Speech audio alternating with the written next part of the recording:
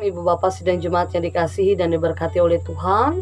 Sebelum kita masuk dalam perenungan kita pada saat ini, mari kita bersatu di dalam doa. Kita berdoa. Terima kasih ya Tuhan, jika pada saat ini kami akan bersama-sama belajar tentang kebenaran firman Tuhan. Tuhan yang memberkati, mengurapi kami semua, agar boleh saling mengerti, memahami, mendasarkan firman ini di dalam hidup dan kehidupan kami setiap hari. Terima kasih, di dalam anak Yesus Kristus kami berdoa dan bersyukur hanya kepada Tuhan. Amin. Nas yang menjadi dasar perenungan bagi kita pada saat ini diambil dari Lukas pasal yang ke-21 ayat yang ke-20 sampai yang ke-22. Lukas pasal yang ke-21 ayat yang ke-20 sampai yang ke-22. Di sana dengan perikop tentang runtuhnya Yerusalem. Dan saya memberikan tema untuk kita adalah berlaku adil dalam keadaan apapun. Ibu Bapak sidang jemaat yang dikasihi oleh Tuhan, keselamatan dan tegaknya keadilan adalah penantian yang benar yang mengalami tekanan dan ketidakadilan. Jadi keselamatan dan tegaknya keadilan adalah penantian yang benar, ya, yang mengalami tekanan dan ketidakadilan.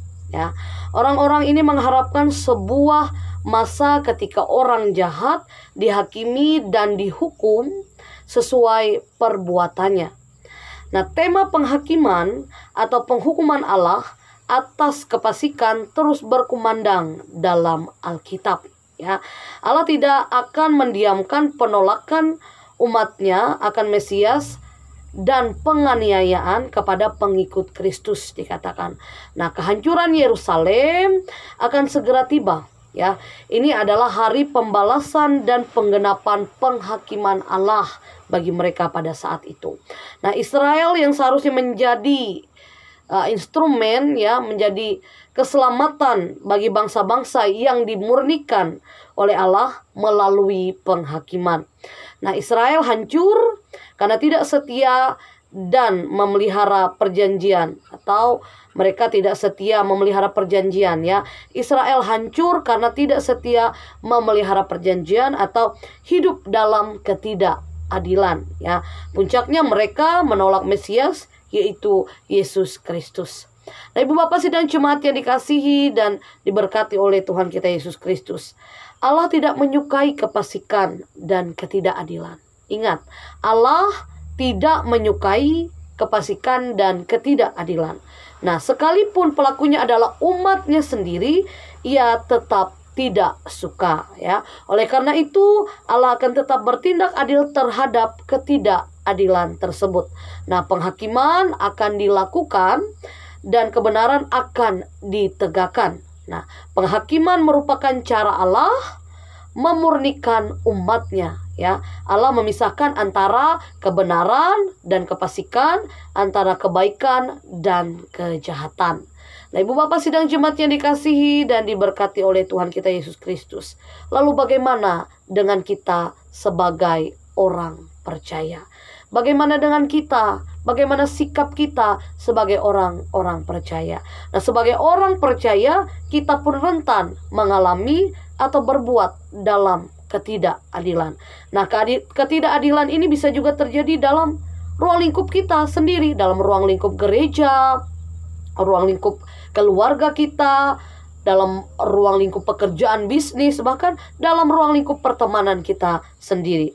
Nah, ada saja orang atau kelompok-kelompok yang kemudian ditindas, yang kemudian dirugikan, disakiti, disingkirkan, bahkan dilupakan dalam hidup dan kehidupannya. Nah, oleh sebab itu kita harus berani menyuarakan, ya, menyuarakan serta mengusahakan agar keadilan ini boleh itu dilaksanakan, boleh ditegakkan, atau keadilan ini berdiri tegak. Nah, untuk itu Ibu Bapak sidang jemaat yang dikasihi oleh Tuhan kita Yesus Kristus, kita juga perlu memohon, meminta tuntunan dari Allah, ya, agar kita memampukan atau agar kita dimampukan, ya, untuk terus-menerus, ya, berlaku adil kepada siapapun, berlaku adil dalam keadaan apapun, ya, dalam hidup dan kehidupan kita setiap hari. Baik hari ini, besok, dan seterusnya kita harus taat dan perlu bertindak adil dalam hidup dan kehidupan kita setiap hari. Kiranya saya dan Ibu Bapak Sidang Jemaat saat ini bisa bertindak adil dalam hidup dan kehidupan kita setiap hari. Tuhan memberkati kita dan memberkati firman-Nya. Amin. Mari kita berdoa. Tuhan, terima kasih. Jika kami telah mendengarkan firman Tuhan, kami akan tetap diurapi oleh Tuhan, diberkati oleh Tuhan. Ajarkan kami melewati firman ini untuk tetap taat setia, bahkan taat dalam keadilan dalam hidup dan kehidupan kami. Ajarkan kami tidak serakah, ajarkan kami hanya mengandalkan Tuhan yang menuntun kami untuk hidup dalam keadilan saat ini dan selama-lamanya hidup kami di dunia ini. Terima kasih, di dalam anak Yesus Kristus kami berdoa hanya kepada Tuhan saja. Amin.